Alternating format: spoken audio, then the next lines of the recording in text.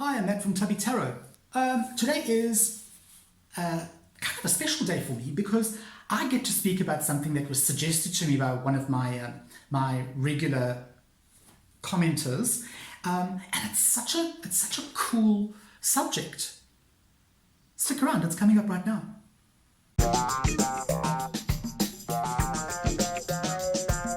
Hi, welcome back. Okay, so I've got notes here because I don't know a huge amount about what I'm going to be talking about, so I had to go and do a bit of research.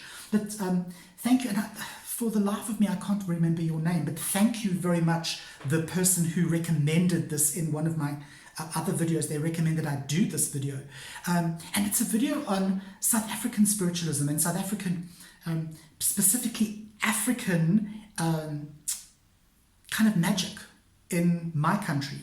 Now, let me give you a quick bit of background. I live in South Africa, and I live in a town called, or a city called Durban. It's a coastal city, and it is a city that is generally, it's in KwaZulu-Natal, and KwaZulu-Natal is like a state. Americans would call it a state. In South Africa, we call it a province. It's a province, it's an area of South Africa where we have a lot of Zulus. It's the main area for all the Zulus, okay? Whereas further north, we have, the further north you go, you get more Xhosa people and different tribes. Whereas in Durban, 99% of black people are Zulu. And what I'm going to be talking about today is specifically Zulu, but it also has an overflow into the other African cultures. All right. And before I go any further, as I've said, I'm not 100% up to date with this, but I do know the basics, and that's all I'm going to be talking about today are the basics. Okay. So the very first thing I'd like to talk about is the belief amongst the Zulus regarding magic and regarding another world, another dimension, a dimension of saviors and a dimension of destroyers, demons and angels, we would probably say, as white people, we'd say demons and angels, as Europeans. But there are some very interesting people that are attached to this kind of magic, okay? And those are the people I want to chat to you about. The first person I want to talk to you about is the witch doctor. And in South Africa, the witch doctor is known as a SANGOMA. I'm sure you must have heard of a SANGOMA, okay? Whether you are living in Crimea, hi, or whether you are living in Birmingham, I'm sure you've heard of a SANGOMA, okay? Now, a SANGOMA is either a male or a female. It's not specifically female, okay? And to become a SANGOMA, you can't just say, right, sign me up. You have to be called by the ancestors. So SANGOMAs are normal people like you and me, but they are called, they have this calling that they need to go and study to be a SANGOMA. And yes, you have to study to be a SANGOMA. You don't go to university, you apprentice to an existing SANGOMA. Okay. Now, what do SANGOMAs do? Okay, SANGOMAs generally use bones, stones, sometimes entrails, feathers, animal sacrifice. They use that to do prediction. The same way you and I would use tarot cards, they would use these nature elements to actually do predictions and to put themselves into a state of communion with their ancestors.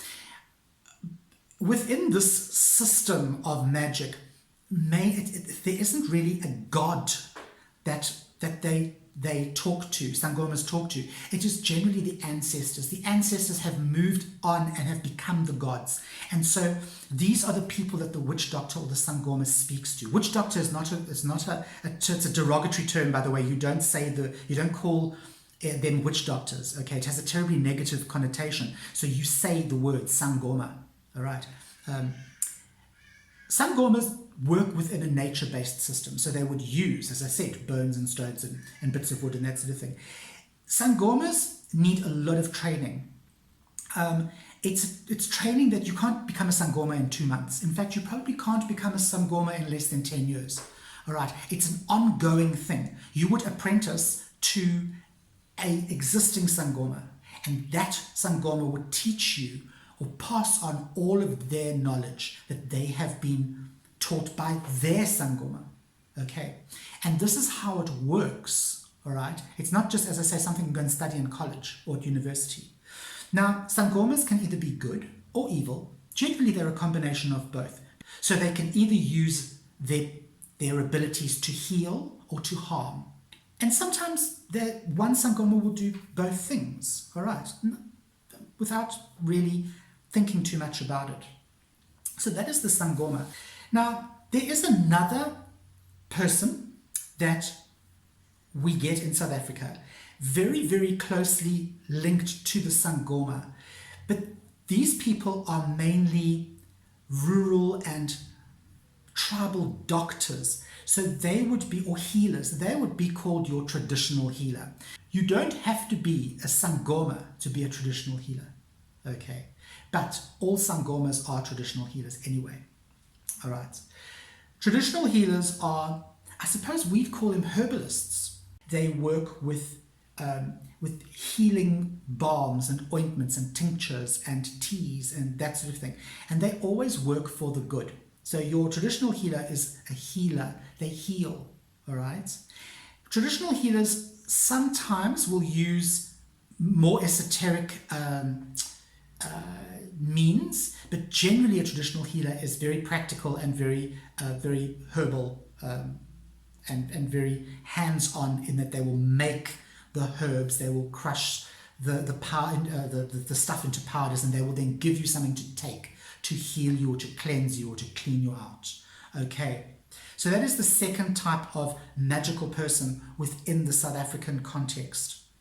You don't have to be a Sangoma and you don't have to be a traditional healer in a village to be revered and respected.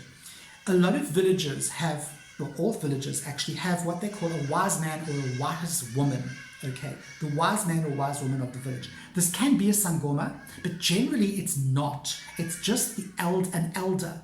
It's an elder that is revered for their incredible knowledge. Okay, they are respected because of their age and the knowledge they have and the knowledge they can pass down to younger generations. All right, and this is what they do. They generally pass this knowledge onto the younger generation. All right. Now, quickly, I want to tell you about something that is quite devastating in our country, in South Africa, and many, many other African countries, and that is something we call Muti. Now, Muti, it's medicine, okay? It's an African word for medicine. Afrikaans people also say Muti, and it's kind of become a slang word for medicine, all right, or potion. I think potion would be a far more accurate explanation of what Muti is. Muti is related directly to black witchcraft, African witchcraft, okay? The Muti I'm going to be speaking about quickly. Muti involves the murder or mutilation of a person. The favorite people to be murdered or mutilated are children, babies, and albino people, okay? So albino body parts are very prized within the Muti community, all right? These bits and bobs that are chopped up, ground up, pickled, burnt, whatever happens to them, they are used solely for evil purposes. This is the darkest magic. It is evil, it is to do with curses, and it is truly black magic. Now, to end off with, I want to talk to you about a thing called the TOKOLOSHE, okay? Everybody laughs at this, but okay, the TOKOLOSHE is a very, very well-known and feared, tremendously feared gremlin within the Zulu and Xhosa tribes, okay? And it's a gremlin that lives under the bed. It's actually a water spirit, all right? And it is a mischievous spirit. It's a spirit that will come into your home and it will move things around, or it will steal your keys or your sunglasses and then kind of put it back 3 days later, okay? It's a mischievous sprite, like a little gremlin. Although they are generally quite harmless, they just kind of play tricks on you, all right? They're like the pranksters of the demon world. There are those that actually can cause illness and even death, all right? And the other interesting thing about a tokoloshe is because it's a water spirit, if it drinks water, it becomes invisible. Now, the interesting thing here is that if a tokoloshe is suspected, or if to prevent the tokoloshe from coming to actually get hold of you, a lot of black people in South Africa put their bed on bricks. So they raise their bed up on bricks because the tokoloshe is small. He's like a little dwarf, okay? He's a little gremlin thing. And if your bed is high, he can't reach you. He can't jump onto the bed. The tokoloshe is the most well-known, all right, of all the African gremlins, of all the African nunus out there, okay? And he's very feared. And he's very revered as well. There are many different ways of getting rid of him. A SANGOMA would be called in to get rid of this annoyance, this gremlin. All right. So I hope you found this interesting. Just a tiny little touch on what happens here in South Africa as far as African magic goes. And yeah, I might actually do an expanded video of this at a later date. Let me know if you are interested down below in the comment section, and let me know if you'd like me to expand on this and maybe do another video. I'm Matt from Tubby Tarot, and I will see you on the flip side.